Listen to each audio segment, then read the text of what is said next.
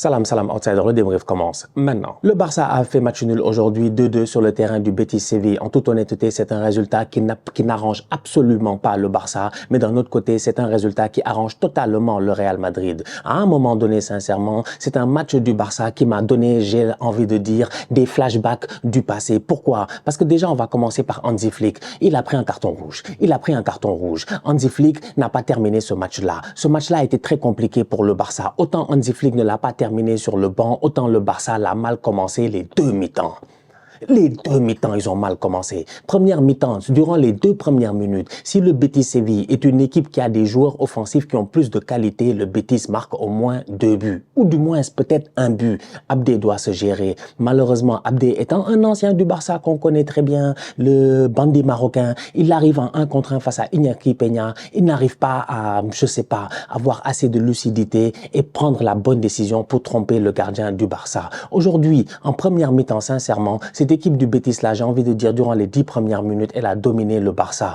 Sur les coups de pied arrêtés, le Barça a galéré. Sur le piège du hors-jeu, le Barça a galéré. Et pourtant, out of nowhere, le Barça a claqué un très très beau but.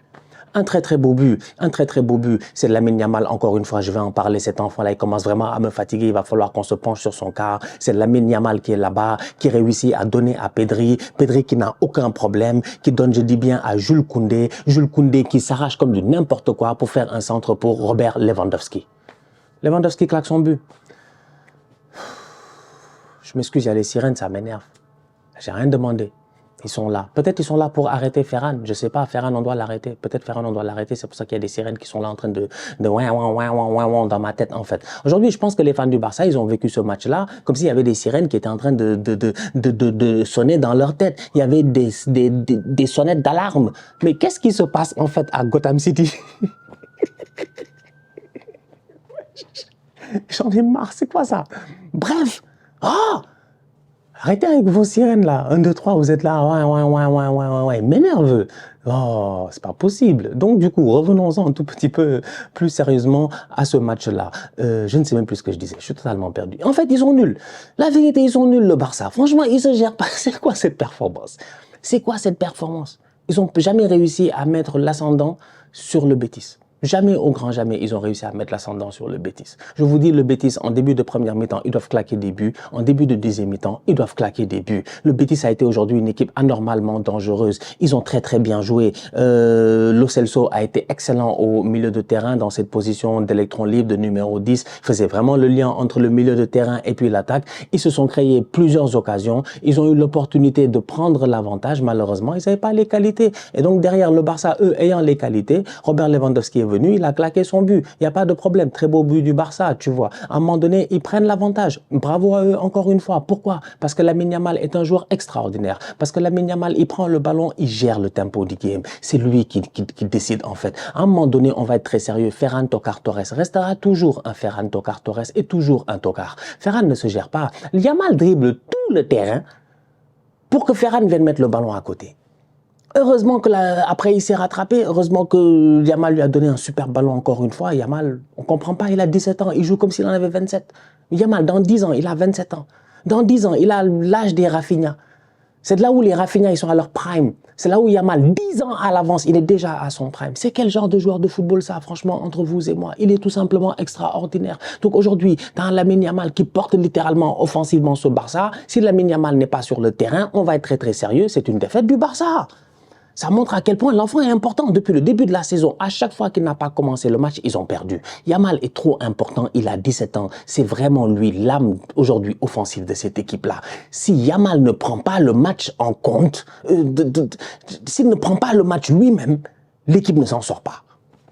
C'est grave. Il décompte absolument tout. Donc aujourd'hui, top performance de la part de Lamine Yamal, qui je pense a vraiment permis à cette équipe du Barça là de sortir de ce match face à Séville avec un match nul 2-2. Et derrière, comme je disais au début, les seuls perdants, c'est bien les Coolers. Ils se sont pas gérés. Ils prennent un match nul. Ils avaient l'avantage sur le Real. Le Real a perdu face à Bilbao. On était là. Kylian Mbappé a raté un penalty. C'est compliqué au niveau du Real. Carlo Ancelotti est en train de nous raconter sa vie en conférence de presse. Tu t'attends à ce que normalement, cette équipe du Barça-là soit capable de surfer sur le momentum. D'autant plus que depuis le retour de Lamine Yamal, tu sentais que ça allait beaucoup mieux. Donc je pensais réellement que oui, c'est un match compliqué, mais qu'ils allaient essayer d'aller quand même gagner ce match-là. Aujourd'hui, sincèrement, j'ai envie de dire qu'ils ont été plutôt décevants.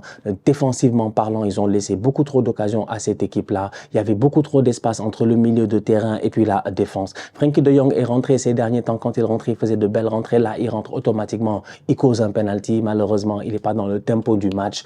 Il y avait pas mal de problèmes en fait aujourd'hui. J'ai pas trouvé le Barça très serein. Je les ai pas trouvés très sereins.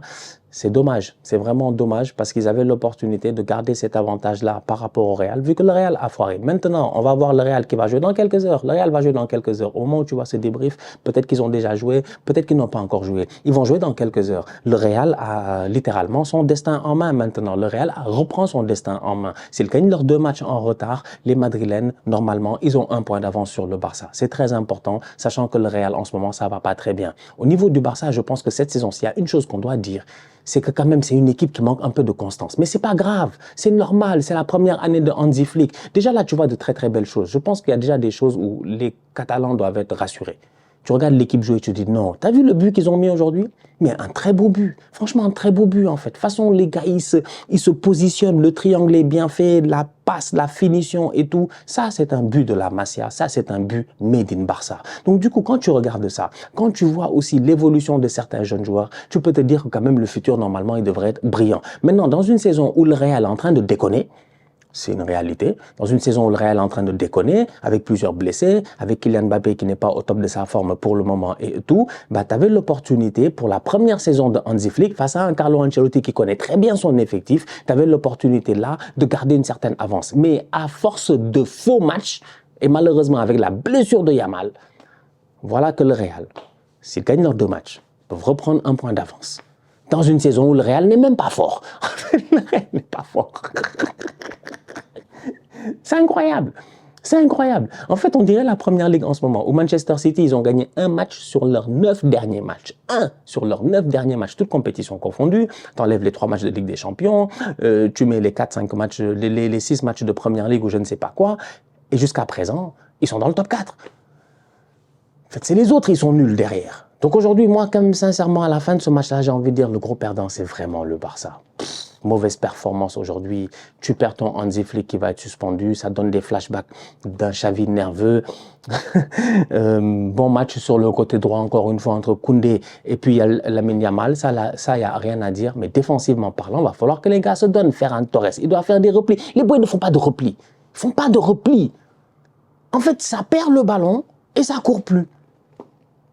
C'est quoi ça en fait? C'est ça le problème. Peut-être que, je sais pas, ils sont fatigués. On est en décembre. C'est pas le moment d'être fatigué, sincèrement. Il y a un match de Ligue des Champions qui s'en vient dans quelques jours. Le Barça doit continuer à être performant. Donc, il va falloir vraiment que ça retrouve cette intensité-là, cette intensité que malheureusement, moi, j'ai pas vu aujourd'hui. Défensivement parlant, quand tu joues face à des équipes comme le Betis, des équipes qui vont te bouger, des équipes qui ont cette intensité-là, des Abdé, des Avila, des, comment il s'appelle? Il y a un boy là. C'est Avila. Avila passe son temps à donner des coups. Avila a eu 0 carton aujourd'hui, c'est du n'importe quoi, c'est du foutage de gueule. Avila est rentré dans Koubarsi comme du n'importe quoi. Donc c'est pour dire, tu as une équipe en face qui a vraiment beaucoup d'intensité, qui est agressive. Il faudrait que toi aussi, au-delà de ton talent, de la circulation de balles, de ce que tu sais faire, il faut que tu sois agressif. Ils ne sont pas gérés aujourd'hui. Franchement, ils ne sont pas gérés. Ils ne sont vraiment pas gérés. Fausse performance de la part du Barça. On attend de voir le Real qui joue dans quelques heures face à Girona. J'avais dit, Girona va les liquider. J'ai hâte de voir. On ne sait jamais. Mais là, le Real peut reprendre son destin en main. Donc, le Real peut remercier le Betis Séville de Manuel Pellegrini. Je pense que j'ai tout dit. À part ça, non, j'ai tout dit.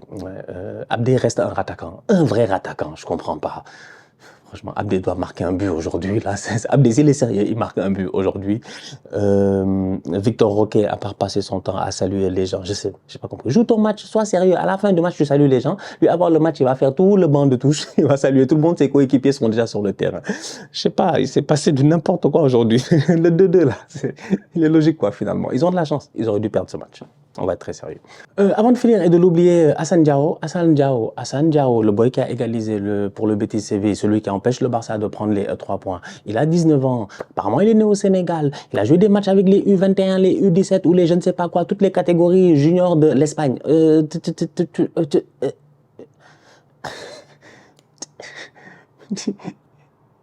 Hassan, rentre à la maison. Hassan, tu veux quoi? Hassan, tu veux quoi?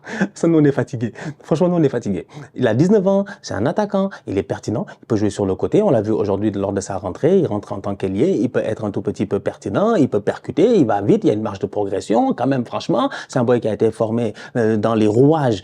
Quand on le voit jouer un tout petit peu du football espagnol, ben ouais, je veux dire, il est calcène. Petit, nous, on a besoin d'attaquants. Je ne dis pas que nos attaquants en ce moment ne sont pas bons, mais bon, on a besoin, voilà, comme on dit, l'union fait la force, ou je ne sais pas comment le dire, mais on a besoin peut-être de ce genre de profil-là, je ne sais pas. Je sais pas, j'ai hâte de voir, je vais voir, il a joué 5 matchs cette saison, il n'a pas beaucoup joué, il est jeune, il marque un but face au Barça, on va voir la suite de la saison. Moi, 19 ans, j'ai envie de dire, on va voir. Il ne faudrait pas que les Espagnols ils nous le chipent quand même. On est fatigués. La famille, on se capte très bientôt pour une nouvelle vidéo. D'ici là, on continue à liker, on continue à partager. On s'abonne. On est ensemble, on reste en santé. C'est toujours le plus important. Southsider.